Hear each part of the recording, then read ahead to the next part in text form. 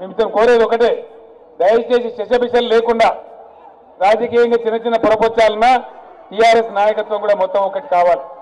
Particularly ఇప్పుడున్నటువంటి MP Srinivasa Reddy గారిని, తుమ్మల గారిని నేను కోరుతా ఉన్నా, దయచేసి దేశ ప్రయోజనాలు ముఖ్యం. మనకు చిన్న చిన్న విభేదాలు ఉంటే ఉండవచ్చు కాక అవన్నీ వదిలేసి ఇలా దేశం కోసం పనిచేయాలి. కాబట్టి ఖచ్చితంగా ముందుకు పోవాలి.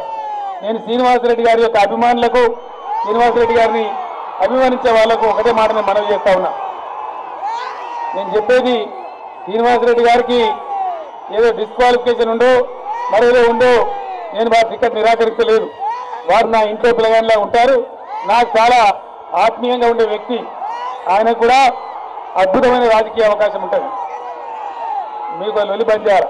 ఇంకో మాటకు నేను మనవి చేస్తా ఉన్నా, ఎప్పుడు ఎవరు ఏమవుతారో ఎవరు అదృష్టం ఏమిటో ఎవరికి తెలియదు. నేను ఎక్కడ చెప్పలే కానీ ఈ మాట ఖమ్మంలో చెప్తా ఉన్నా. 2001లో నేను ఒక మాట చెప్పేవాడిని నా సహచరులకు, ఉద్యమ సహచరులకు ఒక మాట చెప్పేవాడిని. మీరు భయపడద్దయా, టీఆర్ఎస్ చాలా పెద్ద పార్టీ అవుతుంది. ఈ పార్టీ వాళ్ళు ఎమ్మెల్యేలు అవుతారు, ఎంపీలు అవుతారు, మినిస్టర్లు అవుతారు, ముఖ్యమంత్రులు అవుతారు, కేంద్ర మంత్రులు అవుతారు, గవర్నర్లు అవుతారు, విదేశీ రాయబారులు కూడా అవుతారని చెప్పిన. ఇప్పుడు ఎక్కడి దాకా వచ్చినామంటే ఎంపీలు, ఎమ్మెల్యేలు, మంత్రులు, ముఖ్యమంత్రులు, కేంద్ర మంత్రుల దాకా వచ్చినాం. గవర్నర్లు, రాయబారులు కావాల్సిన అవసరం ఉంది. ఈ టర్మ్లో మీ దయతో ఆ పదవులు కూడా టీఆర్ఎస్ పార్టీ అధిష్ఠించబోతా ఉందని చెప్పి మనవి చేస్తా ఉన్నా. అందులో తుమ్మల నాగేశ్వరరావు గారి సేవలు కూడా విశేషంగా మనం వాడుకోవాలి. శ్రీనివాసరెడ్డి గారి సేవలు కూడా విశేషంగా మనం వాడుకోవాలి. తప్పకుండా వాడుకుందాం. కాబట్టి నాకు అందరూ కూడా ఆత్మీయులు, నాకెవరు వేరే వాళ్ళు కాదు. దయచేసి వేరే విధంగా అనుకోవద్దు.